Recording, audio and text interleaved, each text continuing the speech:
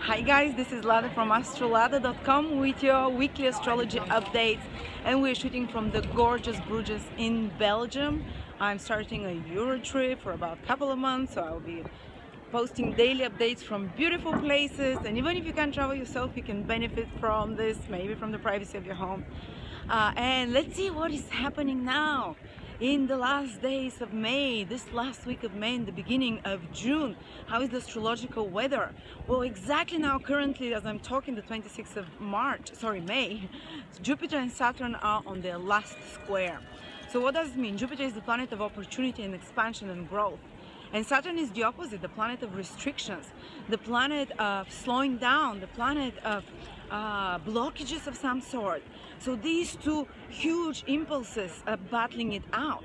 So what's happening is that definitely there are opportunities, because Jupiter is triggered, new opportunities for growth in some way, but we have to proceed with caution. They're not gonna fall in our lap. And this continues, this was the whole May, and it continues. You feel this energy even the first few weeks of June. And those opportunities, we have to slowly proceed, gradually, step by step, rather than jump with 2 feet. And Mars continues to be retrograde, the planet of action, so it's better time for research in some way rather than to just go blindly and jump on an impulse. And Saturn also requires cautious movement forward. And at the same time, you know, even though there's this tension for growth, you might be feeling super optimistic at moments, and then Saturn, something might come up around the corner all the time these few weeks that makes you slow down, that makes you start doubting yourself, that makes you start doubting your projects or your ideas in some way. So you have to find a way to reconcile those two really opposite energies. One wants to grow and move forward, and the other one wants to be cautious, to be traditional. One wants to explore new opportunities, the other one wants to use the old and safe and tested ways of doing things. So how are you going to resolve this though? Well, there is a huge help to this square difficult aspect, and those blockages that come from Saturn to your growth, to your self-belief, to your ability to move forward. There is a great help that's coming from Mercury towards Jupiter. So while Saturn is blocking Jupiter, Jupiter is the planet of wealth, Jupiter is the planet of well-being, of faith, of optimism, of growth, of opportunities coming to you in the easy way. Saturn is blocking those in some way, or make you work much harder to make those opportunities happen, or make you doubt yourself a lot. But Mercury is helping Jupiter, and it continues till the end of May, and it's been on for a few weeks already, and that's very rare. So how do we resolve those problems that come, those blockages, or those indecisions that come, those fears that Saturn can bring? Well, we solve them through Mercury, because Mercury is helping Jupiter. We solve them by rationally investigating. Mercury is the planet of the mind, of research, of the lower mind, basically, of your skills. You use the best of your skills, and you use your rational mind to find solutions as well. You use research of some sort, you use communications. Communications can help you resolve some of the stagnation that happens now. Contacts, media, internet, reading books of some sort.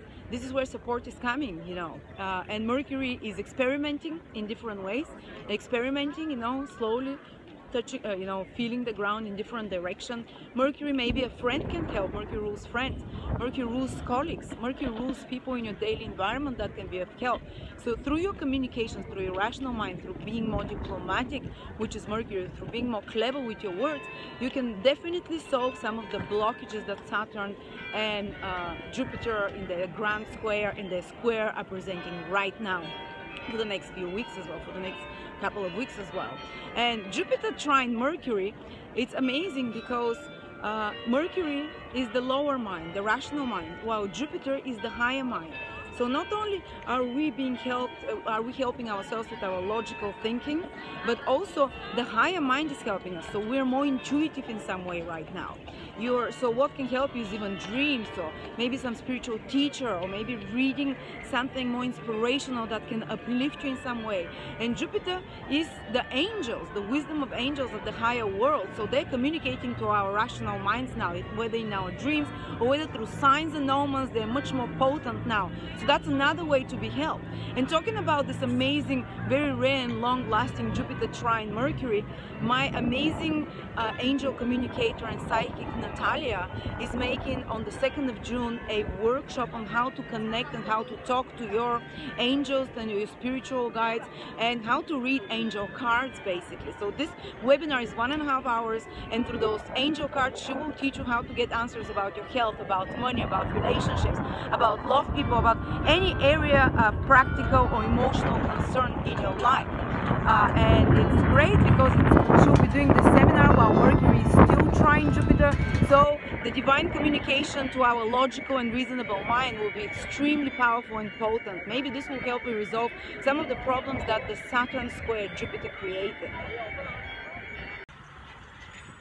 At the same time, Venus and the Sun are already in very close conjunction. They will continue to be together in the sky over the next 3 to 4 weeks almost.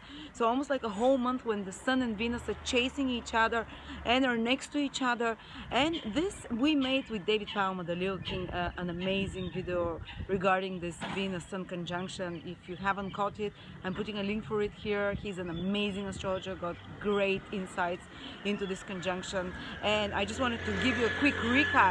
When Sun and Venus are together in the sky, that's especially when Venus is in a superior conjunction with the Sun. Venus gets refined by the spiritual qualities of the Sun, the spiritual divine energy of the Sun. So the more grosser energy of Venus, which is passions, desires, which is you know, like the grosser physical needs, for example, and pleasures of the body, they get refined. So Venus starts acting in its higher octave when it's close to the Sun in conjunction. So people become more diplomatic, people become more refined in their love, in the expression of love. People become more in the expression of beauty and art as well, more refined. So this is amazing time over the next 2-3 weeks to explore places of culture, to explore, to improve your etiquette, to enjoy more elevated pleasures, not just the rough sensual pleasures. But definitely when Sun and Venus are together in the sky, this is very important time for relationships, very important time for anything Venusian, but it's refined. It's, you see matters in regards to relationship, in regards to art, in regards to beauty from a higher perspective rather than from a lower perspective. And when the Sun and Venus are together, you can basically have a much better understanding something, if something happened bad over relationships over the past few months, or in regards to anything to do with finances, because Venus rules finances as well. You can get a higher perspective why this happened. You can get like a better, like a bird's view understanding, because the Sun elevates and refines Venus. So instead of being begrudging someone if they hurt you in a relationship, instead of blaming yourself for certain just practical reasons or mundane reasons about love, you would see the higher purpose of whatever has happened in relationships, and you would refine your understandings of love, of art, of beauty, and you'd get to experience, when Sun and Venus are together, definitely people around the world experience more pleasure, more enjoyments, but on a higher level, more refined ones rather than the grosser one, more romantic rather than sexual love, more feelings of love and acceptance towards others and towards themselves. And it's an amazing time for self-love and healing wounds from love, or healing wounds of your own lack of acceptance towards you. So yes, that's one amazing combination that continues. It's already starting and it's going to be there till middle or even late June. So yeah, thank you very much, and subscribe to my channel, and I will shoot another video from another amazing European location.